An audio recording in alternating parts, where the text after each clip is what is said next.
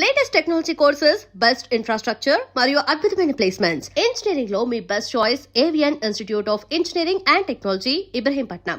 Chairman Vishweshwar Reddy garu ఉన్నారు. నమస్తే sir. నమస్తే అమ్మా. ఎలా ఉన్నారు? బాగున్నాం. How are you? I'm doing great sir. Thank you. Sir, మనకి ఇప్పుడు కొత్త లా ఎన్ఫోర్స్మెంట్ వచ్చింది. 1811 క్లాసిఫైడ్ ఆఫీసర్స్ లో కొత్త లా ఎన్ఫోర్స్మెంట్ వచ్చింది. సో అది ఎలా వర్క్ అవుతుంది ఏంటి ఒకసారి చెప్తారా దాని గురించి? టిపికల్ గా యుఎస్సిఎస్ గైడ్ లైన్స్ ఇస్తుంది, యుఎస్సిఎస్ రూల్స్ మేక్ చేస్తుంది అనుకోండి. ఆ రూల్స్ లో ఏదైతే ఇంప్లిమెంట్ చేయడానికి లా ఎన్ఫోర్స్మెంట్ ఏజెన్సీస్ ని యూజ్ చేస్తుంటుంది అన్నట్టు.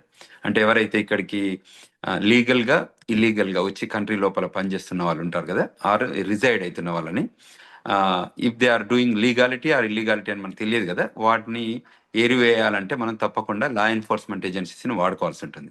ఇంతకుముందు ఐస్ ఉండేది, ఇమిగ్రేషన్ కస్టమ్ ఎన్ఫోర్స్మెంట్, అంటే ఇప్పుడు కూడా ఉంది, బట్ ఐస్ కానివ్వండి మిగతా డిపార్ట్మెంట్స్ ఏదైనా ఉంటే వాళ్ళు పంపిస్తారు ఏజెంట్లు. దాని బదులు ఇంకా in addition to that they are using 1811 agents, special agents అనుకోండి. సో వీళ్ళు ఏంటంటే వీళ్ళు కూడా గ్రౌండ్ లో ఎక్కడెక్కడైతే ఇమిగ్రేషన్ రూల్స్ ని వయలేట్ చేస్తారో, whether it is legal or illegal, illegal గా వచ్చి కంట్రీ లోపలికి వచ్చి ఓవర్ స్టే చేయడం కానీ అటువంటి ఏదైనా జరిగితే ఈ ఆఫీసర్స్ సైట్ ఆడిట్కి వెళ్తే లేకపోతే ఇన్స్పెక్షన్కి వెళ్తే అది ఎక్కడికైనా వెళ్ళొచ్చు. ఇప్పుడున్న కొత్త రూల్ ప్రకారం ఏంటంటే వాళ్ళు they can visit anywhere and they can find the people if they are there, then they will do proceedings. అంటే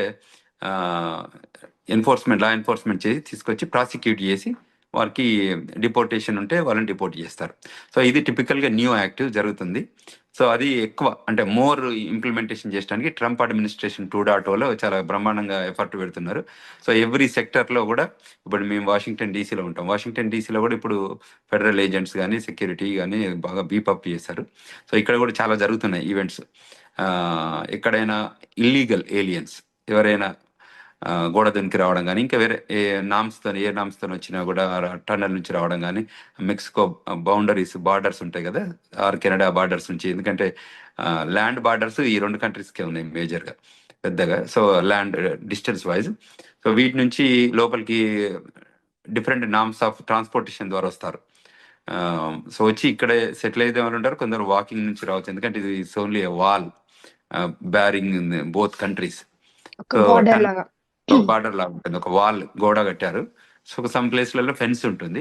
సో వాటిని కూడా అక్కడక్కడ బ్రేక్ చేసుకొని కానీ లేకపోతే టన్నల్ రూపకంగా కానీ కింద టన్నల్ చేసుకుంటుంటారు వీళ్ళు. తర్వాత వాల్ ని జంప్ అవుతుంటారు. అంటే చాలా లాంగ్ బార్డర్ ఉంటుంది అన్నట్టు. అందులో సమ్ టైమ్స్ పోలీస్ ఆఫీసర్స్ లేని ప్లేసెస్ ఉంటాయి కదా, అక్కడ వాళ్ళు జంప్ కావడానికి ఆస్కారం ఉంటుంది. అట్లా వచ్చిన వాళ్ళందరినీ ఇప్పుడు ఈ ఆఫీసర్స్ కి నవ్ దే ఆర్ డూయింగ్ చాలా థరో ఇన్వెస్టిగేషన్ చేసి ఇన్స్పెక్షన్ చేసి పట్టుకొని వాళ్ళని డిపోర్ట్ చేయడం. ఎండ్ గోల్ ఏంటంటే దీన్ని డిపోర్ట్ చేయడం. సో డిపోర్టేషన్ ప్రాసెస్ లో వాళ్ళు they use all the law enforcement agencies చూసి తర్వాత కోర్టు సిస్టమ్ ద్వారానే పంపిస్తారు. అంటే everything they do procedurally, but ఇది the departments are more inspection oriented ఇప్పుడు అంటే ఎక్కడెక్కడ ఉన్నారో వాళ్ళని పట్టుకోవడానికి this is the process they follow. So and they are hired more people అన్నట్టు టు డూ ది యాక్టివిటీ. ఈ యాక్టివిటీ చేయడానికి ఆఫీసర్స్ కావాలి కదా, ఆ ఉద్దేశంతో దీన్ని రిక్రూట్మెంట్ జరగడం జరిగింది. ఓకే, దీనికి ఎలా వర్క్ అవుతుంది అంటారు సార్?